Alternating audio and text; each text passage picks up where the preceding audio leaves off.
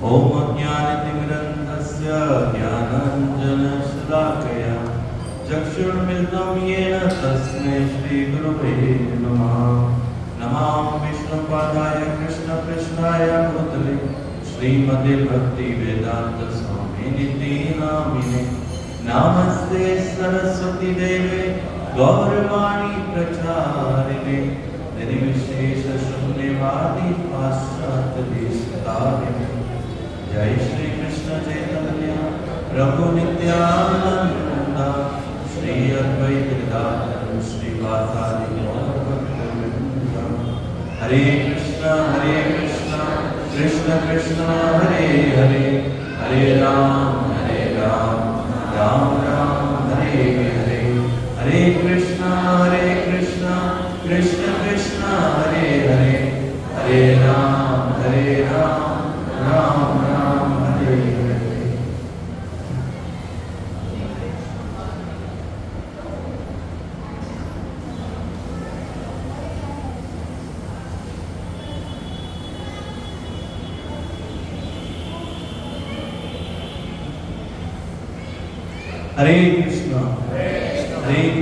हरे कृष्ण कृष्ण कृष्ण हरे हरे,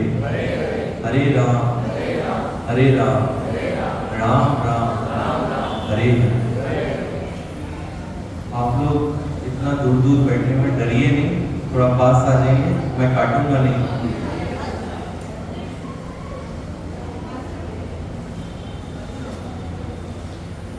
अभी भी पंखे लगे हुए हैं।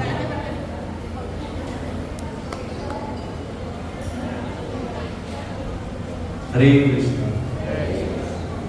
बोलो श्री पुरुषोत्तम मास की जय। आए हुए सभी भक्तों और माताओं का श्री श्री गौर राधा कृष्ण मंदिर के सभी भक्तों की ओर से हार्दिक स्वागत है। स्वागतम सुस्वागतम। तो आज बड़े सौभाग्य से हमारे जीवन में ये पुरुषोत्तम मास आया है और भगवान हमें बड़ी कृपा करके पुरुषोत्तम मास का लाभ लेना चाहते हैं। पुरुषोत्तम मास की हर क्रिया में, मतलब भक्ति क्रिया में, पुरुषोत्तम मास में की गई हर भक्ति क्रिया में हजारों गुना लाभ है। तो इसलिए इस महीने सबको भक्ति में एक्स्ट्रा मेहनत करनी चाहिए। सुबह ब्रह्म मुहूर्त में उठना चाहिए, मंगल आरती आना चाहिए, भगवान नाम का ज्यादा से ज्यादा जप करना चाहिए, ज्यादा से ज्यादा समय मंदिर में गुजारना चाहिए, कथा कीर्तन सेवा ज्यादा से ज्यादा करना चाहिए। और क्योंकि बहुत ज्यादा लाभ है इस महीने में ब्रह्म मुहूर्त में उठने का। ऐसा कहते हैं साधु संत कि जिसने ब्रह्म मुहूर्त भी देखा वो परम ब्रह्म को भी नहीं देख सकता। कोई अगर आराम से उठ रहा है 8-9 बजे सो के, खास करके इस महीने में पुरुषोत्तम मास में भी, तो कैसे भगवान को पा सकता है। इसलिए जरूरी है कि सुबह ब्रह्म मुहूर्त में उठकर स्नान करके मंदिर में मंगल आरती आया जाए।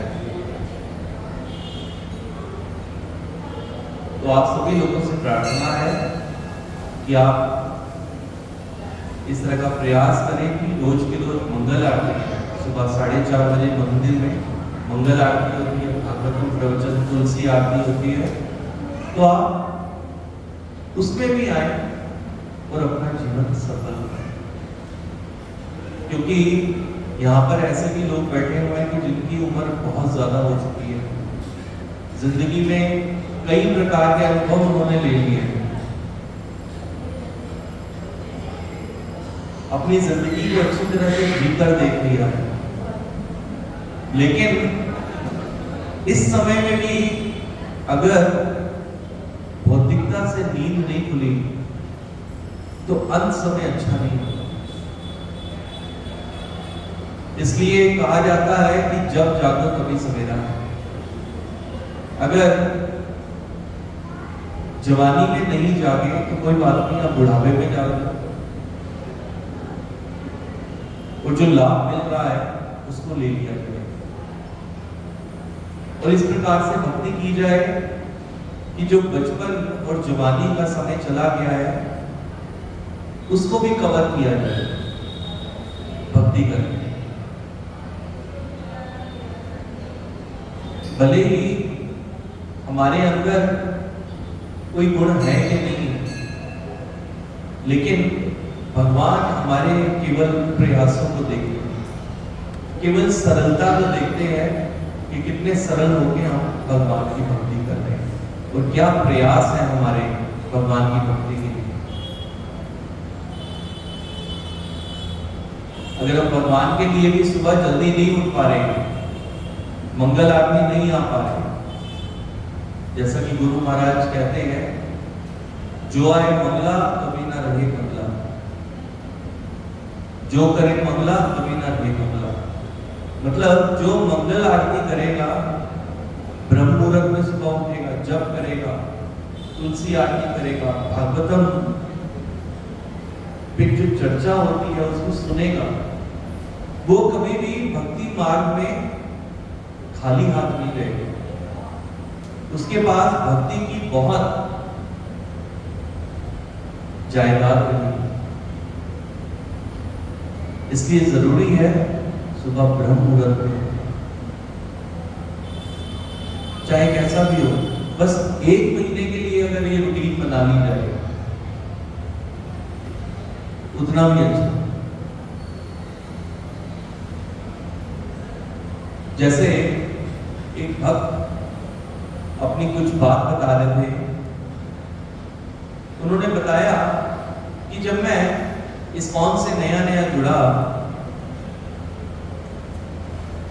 किसी बड़े शहर की बात है, जब मैं इस्कॉन से नया नया जुड़ा तो मैंने इस्कॉन में आके देखा कि यहाँ पर तो बड़े वेल एजुकेटेड लोग आ रहे हैं, कोई डॉक्टर है, कोई एडवोकेट है, कोई इंजीनियर है, और सब के सब जी जान लगा के भक्ति कर रहे हैं, ग्रंथों को पढ़ रहे हैं प्रभुपाद जी, और जो सिद्धांत दिए गए हैं प्रभुपाद जी के ग्रंथों में भक्ति के, उसको समझ रहे हैं, उसके ऊपर डिस्कशन कर रहे हैं।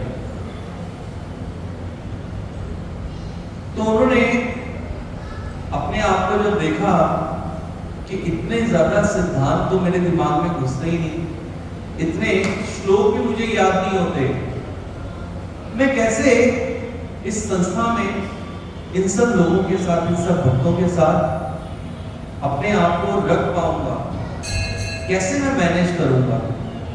ये तो बहुत हाई लेवल के भक्त हैं और मेरा लेवल बहुत लो है, मैं कुछ अपनी बातों को समझ नहीं सकता, याद नहीं रख सकता, याददाश्त कमजोर है, तो कैसे मैं रहकर आगे बढ़ पाऊंगा भक्ति। उन्होंने अपनी ये बात अपने गुरु महाराज के आगे रखी।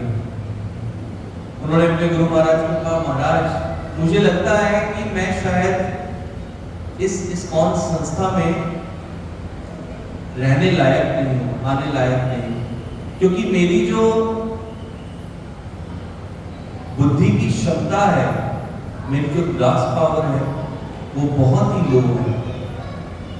जो बताया जाता है, जो समझाया जाता है, वो मैं अच्छी तरह से उसको समझ नहीं पाता।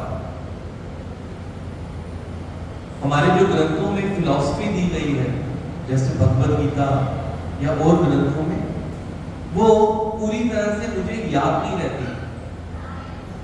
ये भक्त लोग इतने इतने श्लोक याद कर लेते हैं और अपने प्रवचनों में इतने इतने श्लोक बोलते हैं, मेरे को तो बिल्कुल श्लोक याद ही नहीं होते। याद करने की कोशिश भी करूं तो एक दिन याद कर लूं, दूसरे दिन भूल जाता हूं। तो मेरी बुद्धि का स्तर इतना ज्यादा कम है, मुझे लगता है कि मैं यहाँ पर टिकने योग्य नहीं हूं। मुझे क्या करना चाहिए? क्या मैं चला जाऊं ये सब छोड़ के? मैं क्या करूं इसके लिए? मुझे आप कुछ गाइडेंस दीजिए।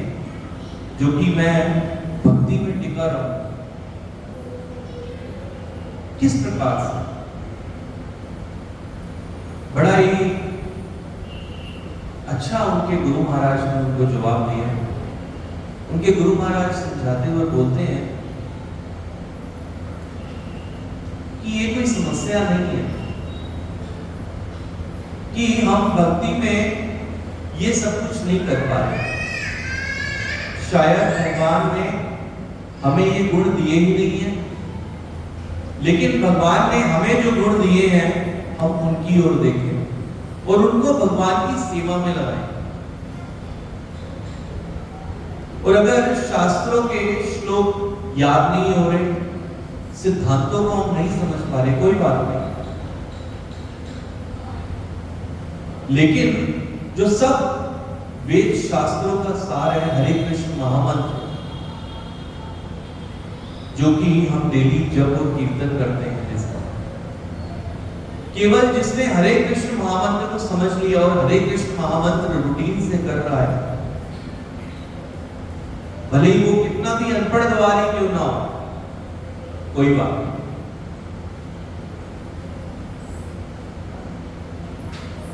उसको कुछ समझ में ना भी आए, कुछ याद ना भी रहे, तो उससे कोई फर्क नहीं पड़ता, क्योंकि भगवान हमारे प्रयासों को देखते हैं।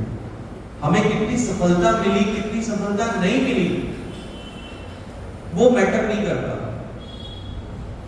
भगवान उन सब चीजों को इग्नोर कर देते हैं। जैसे एक बार प्रभुपाद जी के पास एक भक्त आया और रोने लगा और बोला कि प्रभुपाद, मैं सुबह से निकला था बुक डिस्ट्रीब्यूशन करने के लिए, बहुत सारी किताबें लेकर गया था, मैं बहुत सारे लोगों को मिला, बहुत सारी किताबें मैंने लोगों को दिखाई, लेकिन किसी ने भी एक भी किताब नहीं ली। और मैं जैसे सुबह गया था वैसे ही मैं वापस आ गया। मैं आज किसी भी प्रकार से भगवान की कोई सेवा नहीं कर पाया। प्रभुपाद जी ने कहा, कोई बात नहीं, तुम इसकी चिंता नहीं करो, तुमने क्या किया क्या नहीं किया भगवान उसे नहीं देख रहे, तुमने भगवान की सेवा में कितने प्रयास किए भगवान उसको देख रहे हैं। इसलिए तुम बिल्कुल भी चिंता नहीं करो, तुमने प्रयास तो किए ना। ये सुन के हम लोग ऐसा ना सोचें कि ठीक है, हम भी दिखावे के लिए प्रयास कर लिया करेंगे सेवा में, भले ही हम सेवा कर पाए, करें कि ना करें, लेकिन हम कहेंगे हम तो प्रयास कर रहे हैं, होता ही नहीं, हम क्या करें। लेकिन प्रयास हमेशा सफल रहते हैं। भले हमारे जो प्रण लिए हैं हम कि हम सुबह से मंगल आरती आएंगे आएंगे ही आएंगे,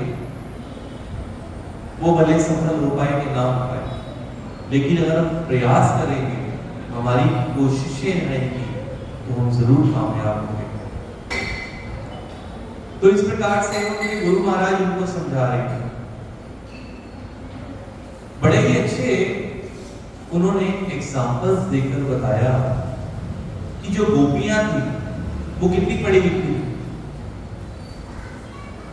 लेकिन बड़े भाव से कृष्ण को प्रेम करती थी, कृष्ण की सेवा करती थी। जो गजेंद्र हाथी था, श्रीमद् भागवतम में कथा आती है गजेंद्र हाथी की, उसको क्या आता था, लेकिन जब मगरमच्छ ने पानी में उसका पैर पकड़ लिया, उसको मार डालने की कोशिश की, तो गजेंद्र हाथी ने क्या किया, भगवान को याद किया, भगवान से प्रार्थना की, भगवान मुझे बचा लीजिए। उसकी क्या क्वालिफिकेशन थी हाथी, वो तो बिल्कुल अनपढ़ गवार था, वो कभी आज तक स्कूल नहीं गया था, लेकिन फिर भी भगवान आए बचाने के लिए। एक लड़का था यहाँ पे, काफी पहले की बात है, लड़का आया करता था मंदिर, उससे पूछा गया कहां तक पढ़ा है, कहता मैं आज तक जिंदगी में सिर्फ एक ही बार स्कूल गया हूं, एक ही दिन गया हूं बस, और जिस दिन मैं स्कूल गया उस दिन स्कूल की छत गिर गई। मैं डर के मारे आगे से स्कूल ही नहीं गया।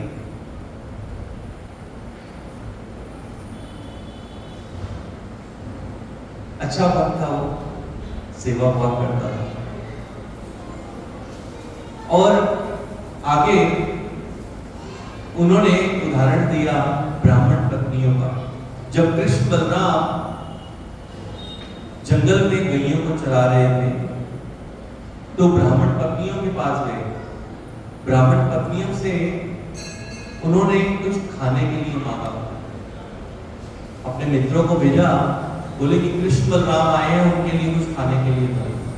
जैसे ही उन ब्राह्मण पत्नियों ने कृष्ण बलराम का नाम सुना,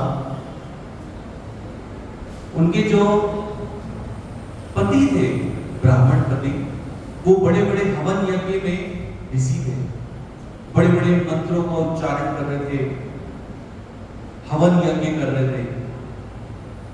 जो उस हवन यज्ञ में भोग लगाने के लिए सामग्री बनी थी, वो ब्राह्मण पत्नियों ने वो सारी सामग्री कृष्ण बलराम के लिए दे दी।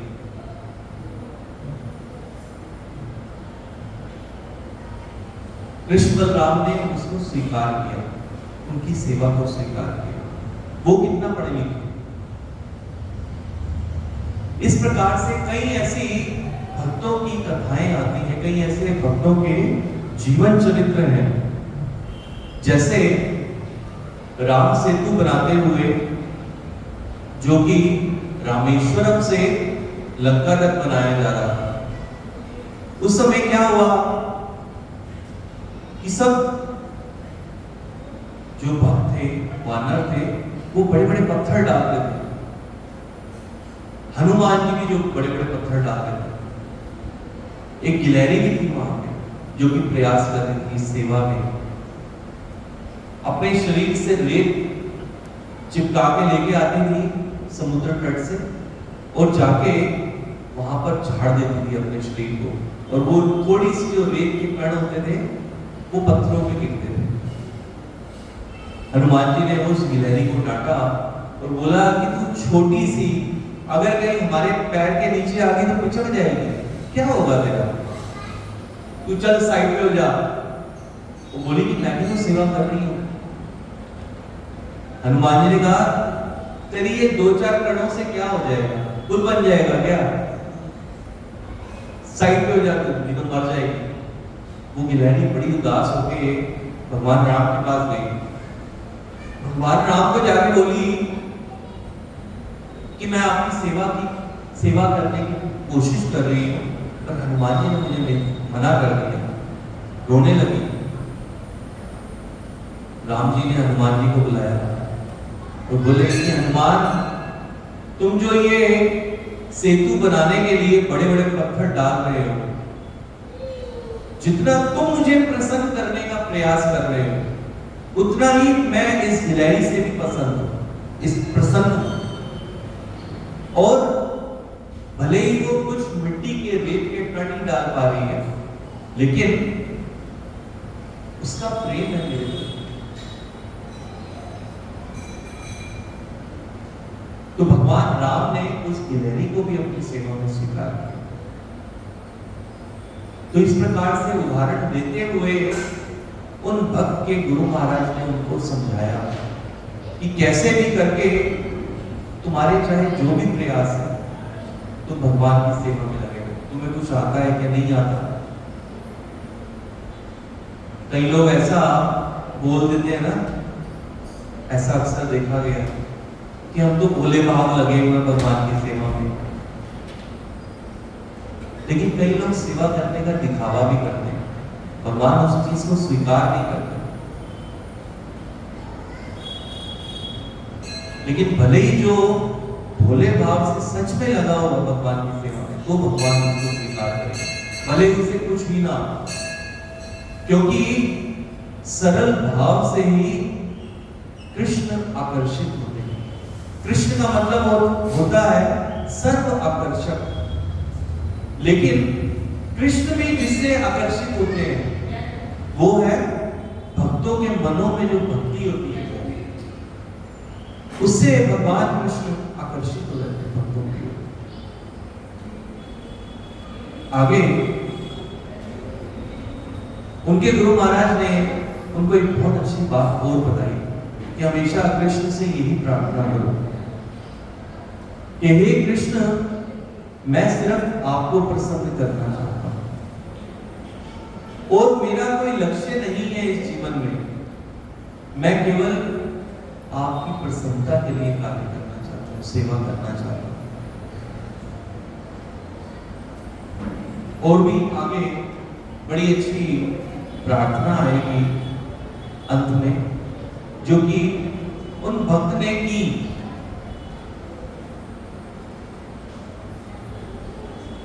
और अगर हम और आगे बढ़े इस कथा में, इस बातचीत में, तो श्रीमद् भागवतम में, रामायण में और चैतन्य चरितामृत में ऐसे कई भक्त आते हैं जो कि इस भाव के लिए, सरल भाव के लिए एक एग्जाम्पल सेट किया उन्होंने, आदर्श माने गए हो। जैसे रामायण में शबरी माता एक भील कन्या जो कि अपने घर से भाग के आई थी,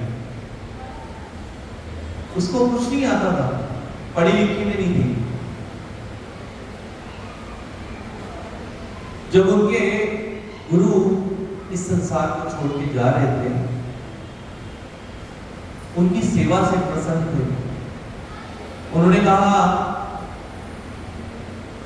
शबरी माता ने कहा कि मैं आपके बिना कैसे जी पाऊंगी, आप ही तो हो जो कि मेरे को भगवान के बारे में बता रहे हो, तो मैं आगे कैसे मेरा जीवन चलेगा। लेकिन उनके गुरु महाराज उनसे इतना प्रसन्न थे, उनके गुरु महाराज ने कहा कि तुम चिंता नहीं करो, तुम बस यहां पर ही रहो इस आश्रम में, और आने वाले समय में तुम्हें कहीं जाने की जरूरत नहीं होगी भगवान को पाने के लिए। भगवान स्वयं चल के यहां तुम्हारे पास आएंगे, भगवान राम स्वयं चल के तुम्हारे पास यहां आएंगे। वो रोज के रोज इंतजार करती थी, और रोज के रोज फूल लेके आती थी और रास्ते में फूल डालती थी, और रोज के रोज कुछ फल लेके आती थी जंगल से तोड़ के, और भगवान के खाने के लिए रखती थी कि आज राम आएंगे, क्योंकि मेरे गुरु महाराज ने कहा। और ऐसे करते करते उसके बचपन से बुढ़ापा आ गया, लेकिन उसने अपने अंदर की उम्मीद को, आशा को मारा नहीं। वो हमेशा इसी आस में जीती रही कि मेरे गुरु महाराज ने कहा है कि राम, भगवान स्वयं यहां चल के आएंगे,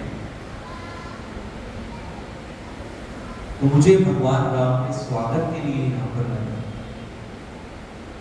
तो सच में भगवान राम स्वयं चल के आए वहां पे, और माता शबरी को दर्शन दिए।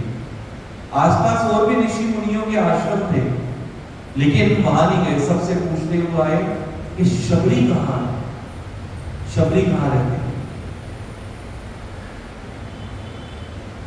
माता शबरी ने भगवान राम को खाने के लिए क्या दिया? बेल, कुछ जंगली फल, बेल, कोई बहुत अच्छे, कोई आम, सेब या फिर कुछ ऐसा कुछ उन्होंने भगवान राम को प्रस्तुत नहीं किया, क्योंकि उनके पास था ही नहीं। उन्होंने वहीं से जो जुटाए थे बेल, बस वही भगवान राम को अर्पित किए। और अर्पित भी कैसे किए? एक एक बेल को चखा तो भगवान राम को देने लगे, लक्ष्मण जी को देने लगे। भगवान राम तो बड़े प्रेम से खा रहे थे, और लक्ष्मण जी उसे स्वीकार नहीं करते और साइड पे डाले जा रहे थे। राम जी ने देखा, भगवान राम ने क्या किया, अपने जूठे कुछ बेल लक्ष्मण जी को दी। लक्ष्मण जी ने सोचा कि ये तो खाने पड़ेंगे, अगर ये नहीं खाऊंगा तो अपराध हो जाएगा। लक्ष्मण जी ने उसे स्वीकार किया, और उसका रस लक्ष्मण जी को पता लगा।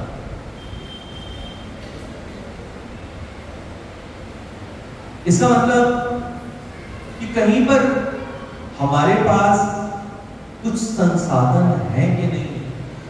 भले ही हमारे पास बहुत सारे संसाधन नहीं है भगवान की सेवा के लिए, लेकिन जितने भी साधन हैं, छोटे से छोटा ही भले, उसको भी हम भगवान की सेवा में लगाएंगे तो भगवान हमसे प्रसन्न होंगे, क्योंकि भगवान हमारे प्रयासों को देख रहे हैं, साधनों को नहीं देख रहे। फिर अगला उदाहरण हम लेंगे कृष्ण लीला से। भगवान बाल कृष्ण ब्रज में है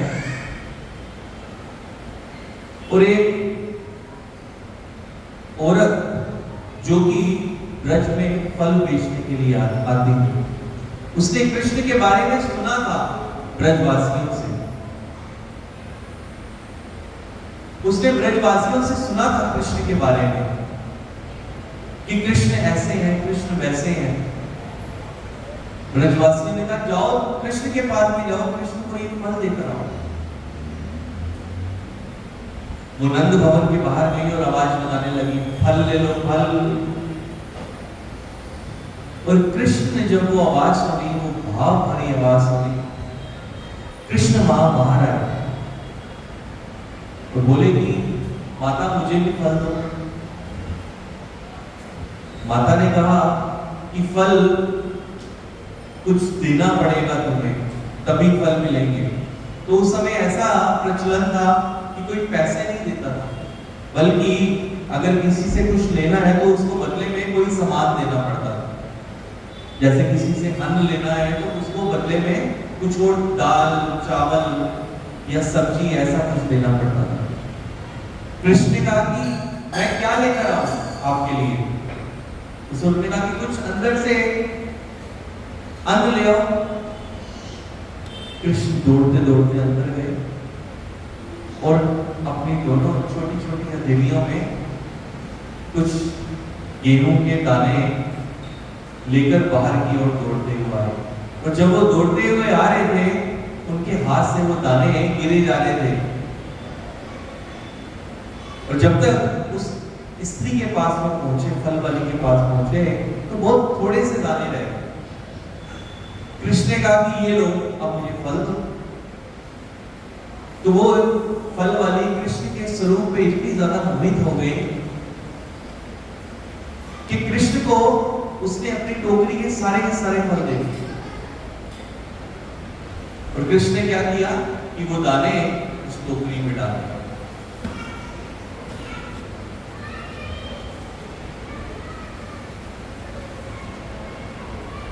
तो इस प्रकार से उस फल वाली ने भी कृष्ण को प्रसन्न करने का प्रयास किया।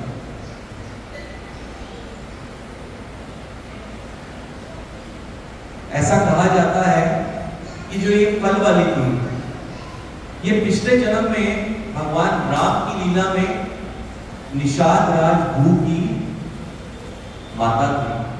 और जब भगवान राम गए थे वनवास में, तो निषाद राज भू के पास भी गए।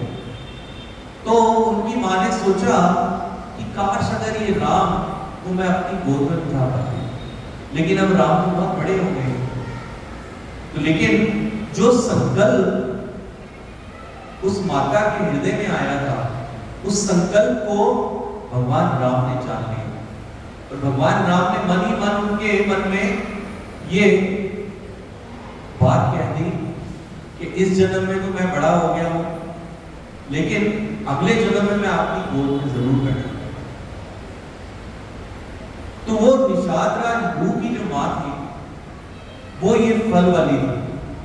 मतलब कि कृष्ण लीला में वो फल वाली बन के आई, क्योंकि उसके मन में ये इच्छा थी। और उस औरत ने कहा कि हे कृष्ण, तुम मेरी गोद में बैठो। कृष्ण ने कहा कि नहीं, मेरी मां मना करती है, मेरे को किसी और की गोद में नहीं बैठना चाहिए।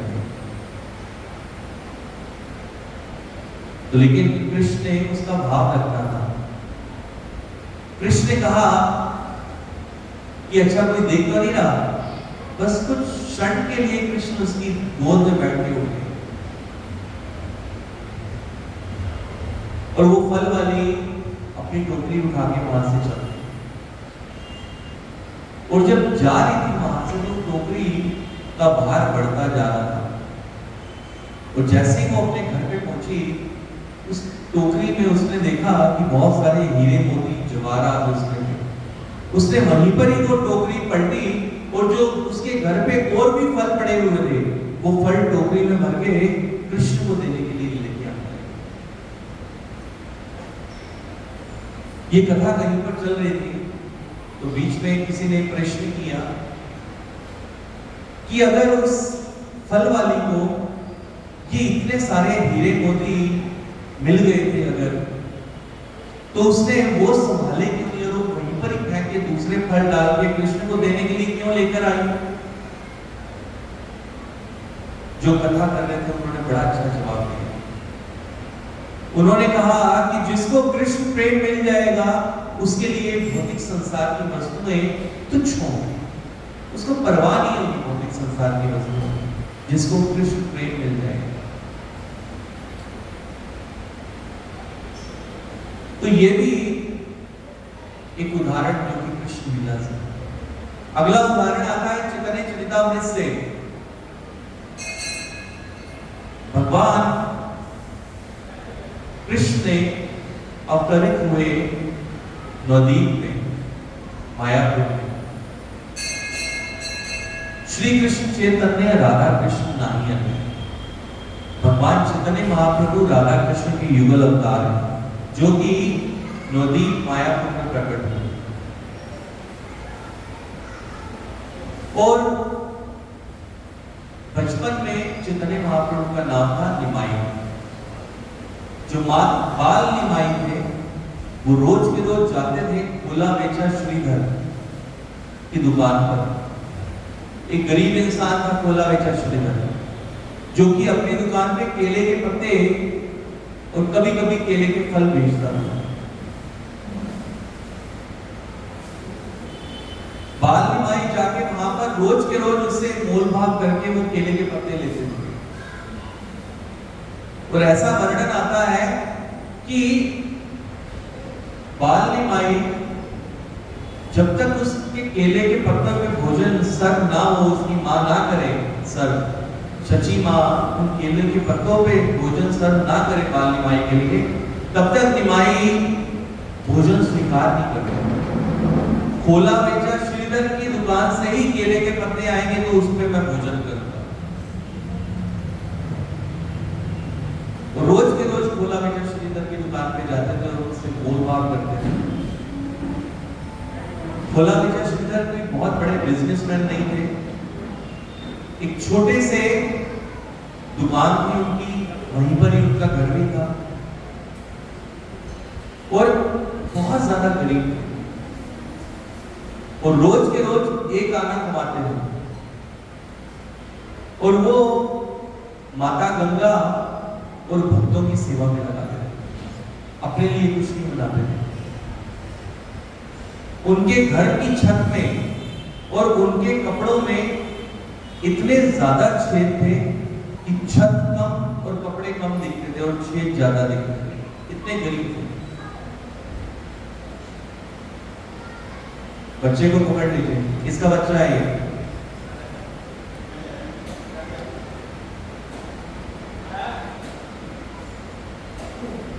खोला बेचा श्रीधर का भाव था माता गंगा के प्रति और भगवान के भक्तों के प्रति।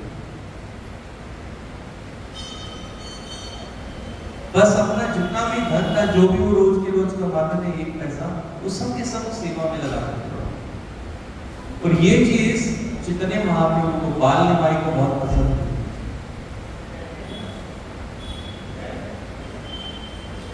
एक बार जब बाल निमाई बड़े हुए तो श्रीनिवास आनंद में वो कीर्तन किया करते चैतन्य महाप्रभु।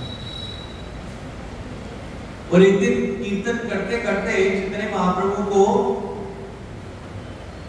भगवत वेश आ गया।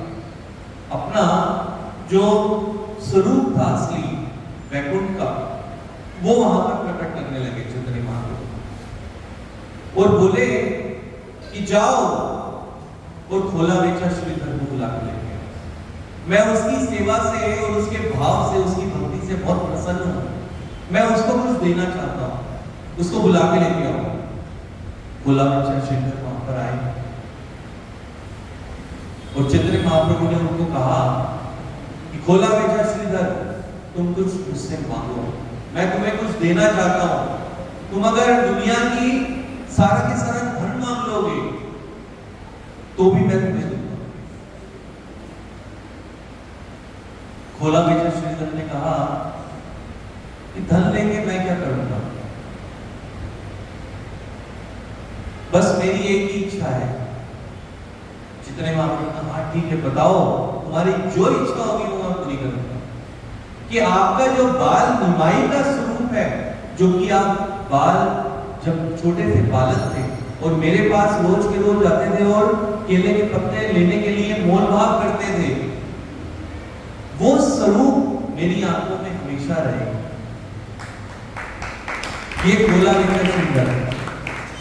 अगर वहीं कहीं हमारे ऊपर कृपा करें भगवान कि मुझसे कुछ मांगो, तो हम पूरी की पूरी लिस्ट दे देंगे कि हमें ये भी चाहिए, हमें वो भी चाहिए, हमें ऐसा भी, हमें वैसा भी। भगवान ने कहना है कि ये लो और चलो साइड पर।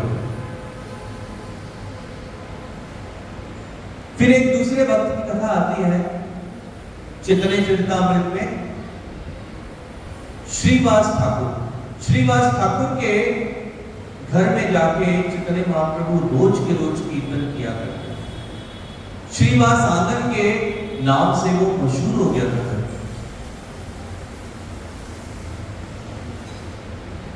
चैतन्य महाप्रभु ने एक दिन श्रीवास ठाकुर को बोला कि श्रीवास, आप एक गृहस्थ इंसान हैं। वैसे तो श्रीवास ठाकुर एक ब्राह्मण थे।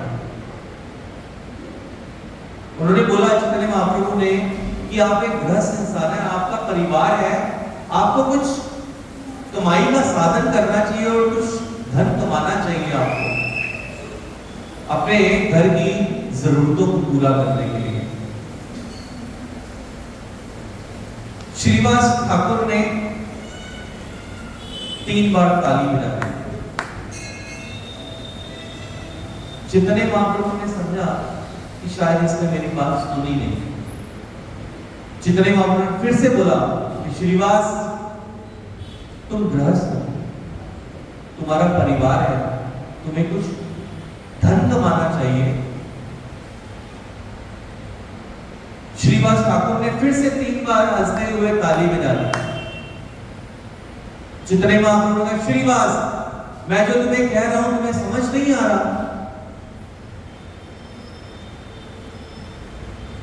श्रीवास ठाकुर कहते हैं, मैं बहुत अच्छी तरह से समझ रहा हूं आपकी बात। तो फिर ये बार बार 3 बार ताली क्यों बजा रहे हो, क्या कारण है इसका?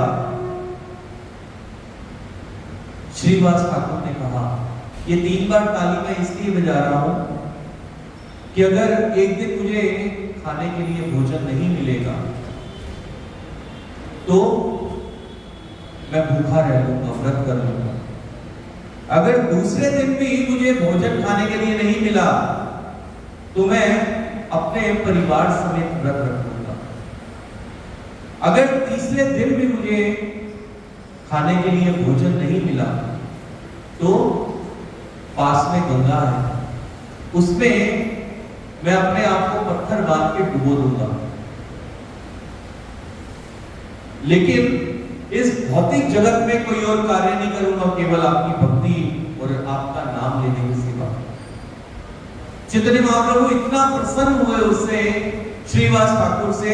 श्रीवास ठाकुर को चैतन्य महाप्रभु ने वर दिया कि जाओ श्रीवास ठाकुर, मैं तुम्हें वर देता हूं आज कि ऐसा हो सकता है कि सौभाग्य और ऐश्वर्य की देवी लक्ष्मी कंगाल हो जाए और सड़कों पे घूम घूम के भीख मांगे, लेकिन कभी भी तुम्हारे पास धन की कमी नहीं है। कितना विश्वास श्रीवास ठाकुर, कितनी कितनी सरलता भगवान के प्रति, भगवान के भाव के प्रति। अगर हम भी सरल भाव से, भक्ति भाव से भगवान की ओर बढ़ेंगे तो क्या भगवान हमें स्वीकार नहीं करेंगे? जरूर करेंगे।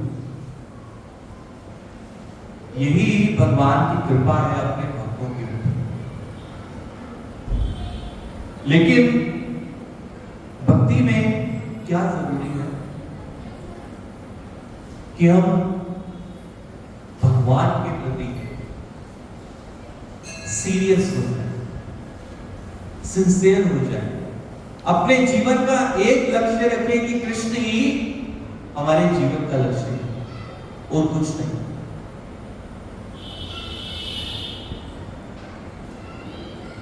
तो क्या भगवान जो हाथी को खाने के लिए मन दे रहे हैं और कीड़ी को खाने के लिए कण दे रहे हैं, वो हमें 2 रोटी नहीं देंगे?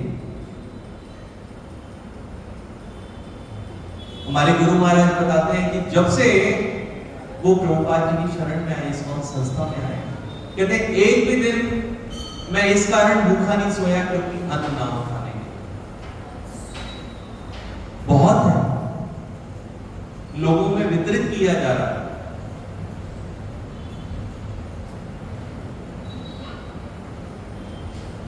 तो जो भी इस भाव से आएगा भगवान की शरण में, भगवान उसको स्वीकार करेंगे, क्योंकि भगवान दीनहीन है। भगवान पतित पावन है। लेकिन हमारा भी वैसा भाव होना चाहिए, हमारे भी अंदर वो दीनता होनी चाहिए, वो खुद को पतित समझने का भाव भी हमारे अंदर होना चाहिए। भगवान पतित पावन है, भगवान कपट पावन नहीं है।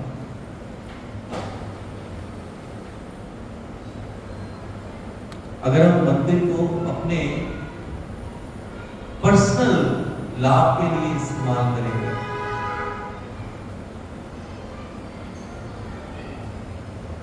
तो फिर दिल्ली दूर है। भगवान हमें कभी नहीं मिल सकते। मतलब ऐसा नहीं कि दिल्ली में रहने वालों के लिए मैं ऐसा बोल रहा हूँ, हम इस हल होंगे नहीं, ऐसा नहीं है। तो ये 3 चीजें बहुत जरूरी है। एक सीरियसनेस भगवत भक्ति में, एक सिंसियरिटी, और दूसरा एक लक्ष्य लेके चलना, और वो केवल कृष्ण और कोई नहीं।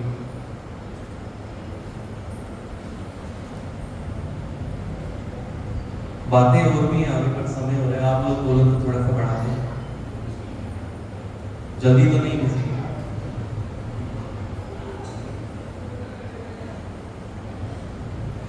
भक्तमाल में एक कथा आती है कि एक बार गोवर्धन जो कि ब्रज में है, वहां से बाबा जी अपने किसी शिष्य के पास कलकत्ता गए और वहां पर जाके वो इसी प्रकार से बैठ के कुछ कथाएं बता रहे थे भगवान। उस शिष्य का एक छोटा सा बच्चा था,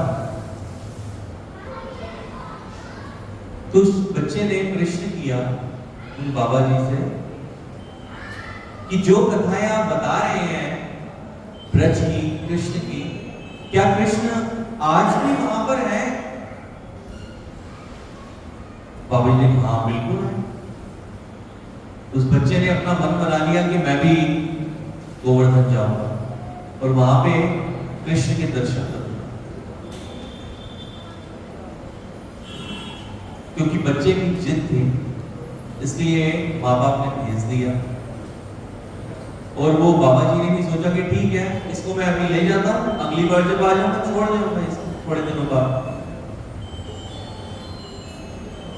इसका मोबाइल चल रही है, कथा में बैकग्राउंड म्यूजिक चल रहा है जैसे फिल्मों में चलता है। तो वो बच्चा बाबा जी के साथ गोवर्धन आ गया, और जैसे ही गोवर्धन पहुंचा वो तुरंत गोवर्धन पर्वत के पास चला गया और झाड़ियों के पीछे छुप गया और इंतजार करने लगा कि अभी कृष्ण आएंगे, अभी कृष्ण आएंगे, अभी कृष्ण आएंगे।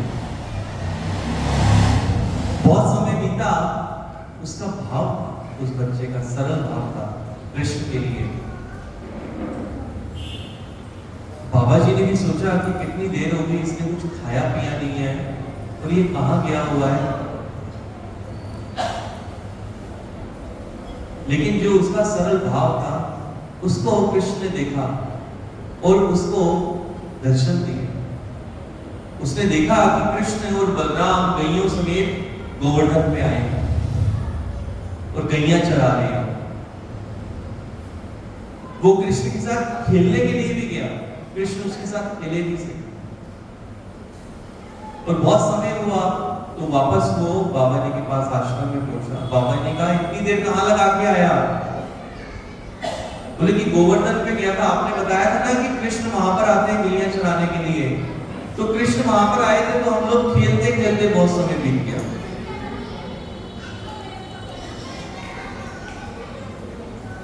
तो वहां पर बहुत समय बीत गया खेलते खेलते कृष्ण के साथ। बाबा जी ने कहा अच्छा, मैं इतने समय से रह रहा हूं, मेरे को तो कृष्ण आज तक दिखे नहीं, तेरे को कैसे दिख गए? तो एक दिन, 2 दिन, 3 दिन, रोज के रोज वो गोवर्धन की तलहटी में जाने लगा और रोज के रोज ये सब लीलाएं चल रही है। उसके हाव भाव बदले हुए थे।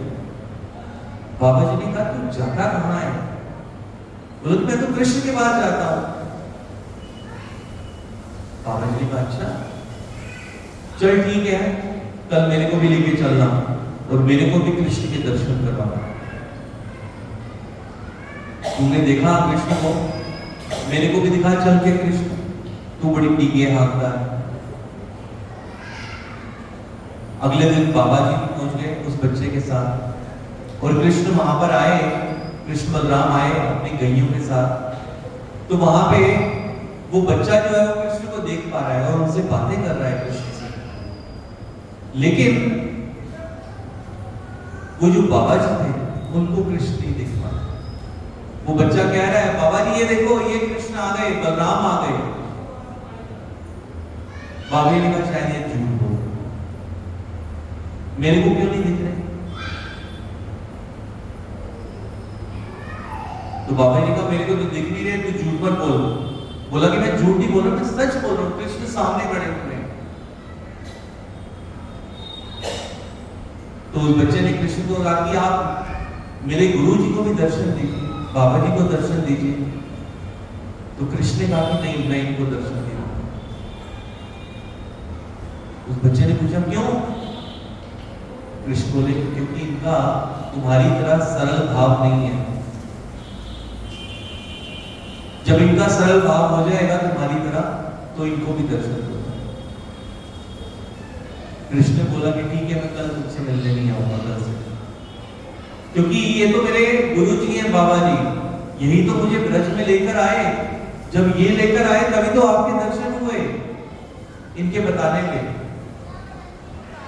तो अगर आप इनको दर्शन नहीं दोगे तो मैं कल से आपसे मिलने के लिए नहीं आऊंगा। कृष्ण ने कहा चलो ठीक है, एक बार मैं इनको दर्शन दे दूंगा, तुम्हारे कहने तुम ऐसा करो, बाबा जी का हाथ पकड़ो।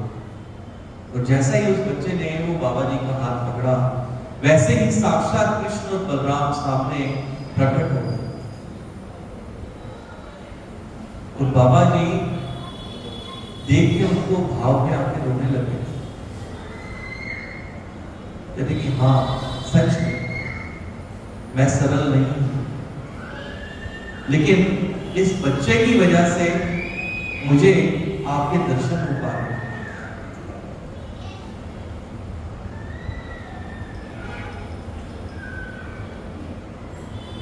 तो ये बड़ा जरूरी है कि हम भगवान को पाने के लिए अपने भाव को सरल बनाएं, क्योंकि सरल भाव ही कृष्ण को आकर्षित करता है।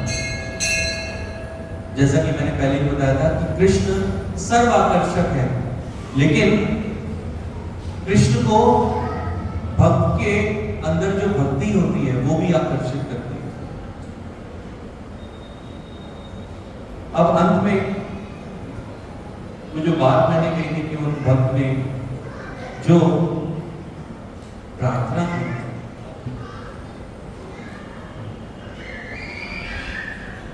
इतना अच्छा भाव उन भक्त का कृष्ण को प्रार्थना करने के लिए, हे कृष्ण, मुझे जीवन में और कुछ नहीं चाहिए, बस तुम ही चाहिए। मैं सिर्फ तुम्हारी सेवा करना चाहता हूं, तुम्हारे भक्तों के संग का सुख चाहता हूं। हमें जो भी जीवन में मिला है मैं वो सब कुछ छोड़ सकता हूं, लेकिन कभी भी कृष्ण भावनामृत को नहीं छोड़ सकता।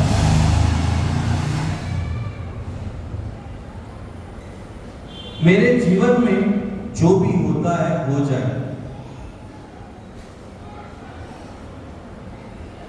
बस मुझे हरि नाम लेना है, भक्तों के संग में रहना है, सेवा करनी है और कुछ आशा नहीं करनी है। अगर कहीं काश हमारा भी ऐसा भाव हो जाए भगवान के प्रति, तो हमारी लाइफ इतनी ब्लिसफुल हो जाएगी कि हमें किसी और चीज की परवाह ही नहीं होगी। क्यों? क्योंकि उस समय साक्षात कृष्ण हमारे हृदय में वास करें।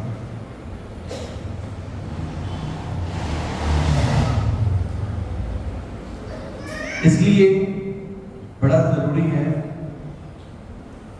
कि हम भगवान कृष्ण की सेवा में लगे सरलता से। इन्हीं शब्दों के साथ हरे कृष्ण। अभी पुरुषोत्तम मास की, आज कौन सा दिन है कोई बता सकता है?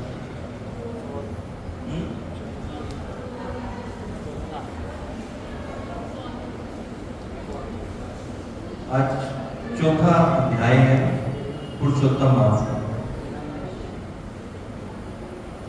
अधिक मास का भगवान की शरण में जाना। अधिक मास भगवान को प्रणाम करता हुआ बोला, हे स्वामी, हे दयानिधे, मैं आपकी शरण हूं। बलिष्ठ लोग मुझे मलमास कहते हैं और मेरा निरादर करते हैं। मुझे स्वामी रहित और मलिन कहकर मुझे शुभ कर्मों के निमित्त त्याज्य किया है। हे दीन वत्सल भगवान, कंस की कोपाग्नि से जिस प्रकार आपने वसुदेव की पत्नी को सुरक्षित किया, आप वैसे मेरी रक्षा क्यों नहीं करते? दावानल से ग्वालिनों, ग्वालों एवं पशुओं को बचाने वाले दीन बंधु, आप मुझ शरणागत की रक्षा क्यों नहीं करते? जरासंध के बंधन से जिस प्रकार आपने राजाओं को मुक्त किया, उसी तरह मुझ शरणागत की रक्षा क्यों नहीं करते? हे दीन वत्सल स्वामी, ग्रह के मुख से जिस प्रकार गज को मुक्ति दिलाई, शरण में आने वाले मुझ दीन की रक्षा क्यों नहीं करते? श्री नारायण बोले, तब वह जब के स्वामी विष्णु के समक्ष मलिन मुख बैठ गए। तब दया सिंधु बोले, हे पुत्र वत्स, तुम अति शोकाकुल हो। यह महान शोक जिससे तुम व्याकुल हो कौन सा है? तुम अब शोक को त्याग दो, मैं तुम्हारा दुख अवश्य दूर करूंगा। जो प्राणी मेरी शरण में आता है उसे कोई दुख नहीं रह जाता। तो तुम मृत्यु की कामना क्यों करते हो, यह स्पष्ट करो। नारायण बोले कि भगवान से ऐसे वचन सुनकर मलमास ने दीप श्वास लेकर कहा, हे भगवान, आप आकाश की भांति संपूर्ण विश्व में व्याप्त हैं। आपसे छिपा क्या है? आप चर अचर सब में व्याप्त हैं। सर्व साक्षी विश्व दृष्टा एवं निरंजन निराकार रूप में सब प्राणी आप में ही निवास करते हैं। क्षण, लव, मुहूर्त, दिवस, रात्रि पक्ष, मास आदि के सभी अपने अपने स्वामी से आदेश पाकर सदा निर्भय आनंद में मगन रहते हैं। परंतु मेरा कोई स्वामी नहीं है, मेरा कोई नाम नहीं है और ना कोई मेरा कोई आश्रित ही है। इसी से देवता मेरा निरादर करते हैं, शुभ कार्यों से मुझे निश्चित कर रखा है। ऐसा सर्व जनों से निरादर पाकर मैं अब जीवित नहीं रहना चाहता। नित्य जलने वाला व्यक्ति किस प्रकार सुख से सो सकता है? अतः अपना धर्म देखकर जो चाहे सो कीजिए। आप प्रभु हैं, मैं कुछ जीव। बार बार आपसे ये कहूँ, मैं मृत्यु चाहता हूँ, मैं मरूंगा, मैं मरूंगा, ऐसा बारंबार कहते हुए हे नारद वह मलमास लक्ष्मीपति के समक्ष ऐसा कहकर शांत होकर गिर पड़ा। उसको इस तरह पछाड़ खाता देखकर संपूर्ण सभा विस्मय करने लगी। नारायण कहने लगे, उस समय वह अधिक मास जो ही गिरकर चुप हुआ, श्री कृष्ण भगवान दया से धन हुए। उसी प्रकार भगवान भी सुंदर वचन बोले। श्री ब्रह्म नारदीय पुरुषोत्तम मास महात्म चौथा अध्याय समाप्त। और कल 5वां अध्याय होगा। कल 5वां दिन है पुरुषोत्तम मास का। कल भी आप लोग सभी आए और अपने जीवन को सफल बनाए। बोलो पुरुषोत्तम मास की जय। जगत गुरु श्रील प्रभुपाद की जय। सद्गुरुदेव महाराज की जय। निताई गौर प्रेमानंद। हरि हरि बोल। हरे कृष्ण।